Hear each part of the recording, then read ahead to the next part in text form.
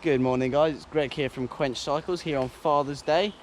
We're out here in Bedgebury Forest, bit of rain out, the trails are running lovely this morning. We're out here to give you a quick bike check / ride review of this gorgeous Scott Spark RC I have behind me. First and foremost, I'm not a cross-country rider, however just coming up the first climb I can notice straight away that this is going to be a very fast pedalling bike. Spec wise, I'll run you through that in just a moment. But what we'll do is we'll crack on, we'll ride down to not to Dad's Army, that's the second. We'll go to Genesis and we'll see how the bike handles through some nice flowy turns and then a bit of a sharp climb to see how she really pedals going up that. So like I said, I am no cross-country rider. I mainly ride big enduro bikes. This is very different for me. Right. Now, I'm not used to thinner, fast rolling tyres, so whoa. Oh, I haven't ridden without a dropper, but oh my god, this thing accelerates.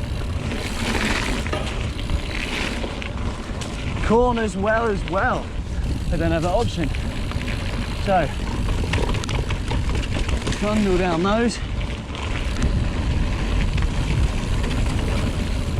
Wow.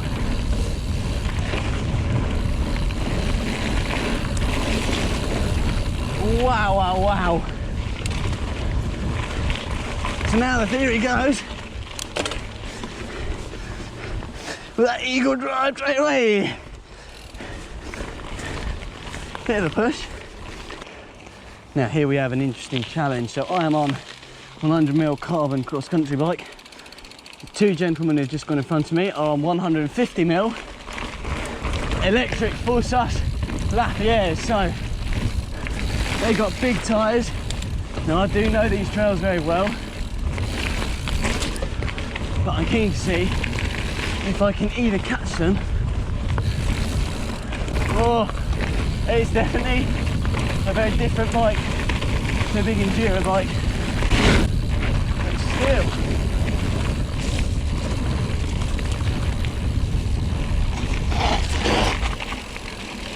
Oh, almost there, buddy.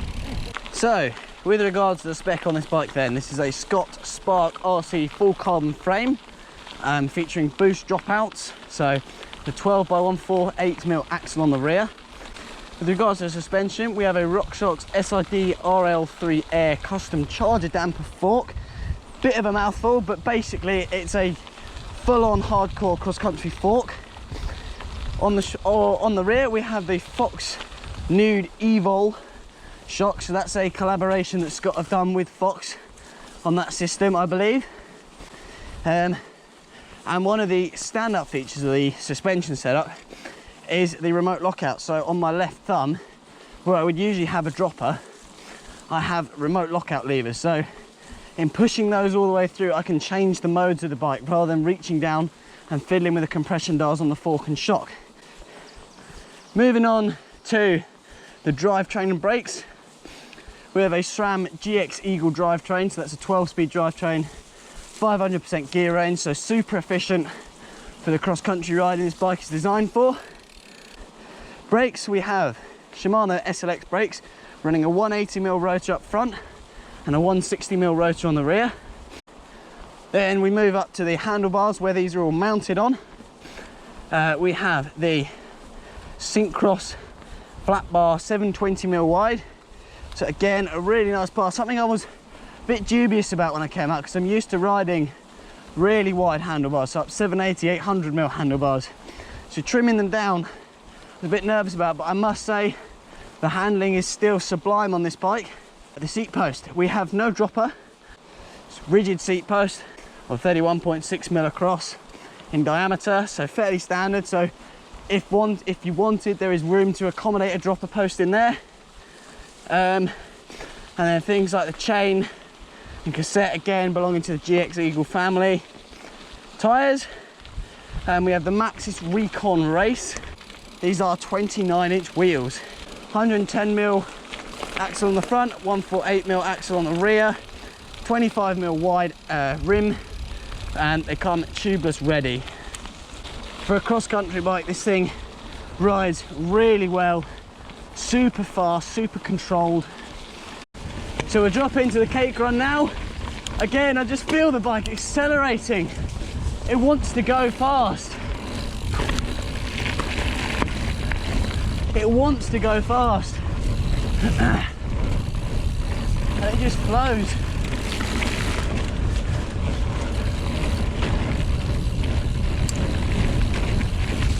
The big wheels, I can just feel it rolling over the rough stuff. And then the lightness of the bike, it just accelerates. I am loving this bike. It rips, absolutely rips. It's so easy to put where you want. The bike just goes where you want it to. No questions asked. Oh, it's just so fast.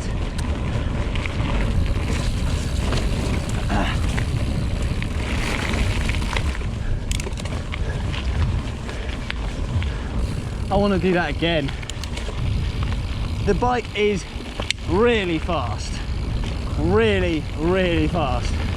So, where you might imagine a big 170mm bike will really shine over the rough stuff, this thing does it just as well. It floats through it, really smooth, really controlled. And then we have the flip side. We have its climbing ability. I winched myself up to the top of that climb like I had an electric motor. The bike is so light, the pedalling efficiency is incredible. So, here we are back at the shop. We'll drop the bike in, get it cleaned up,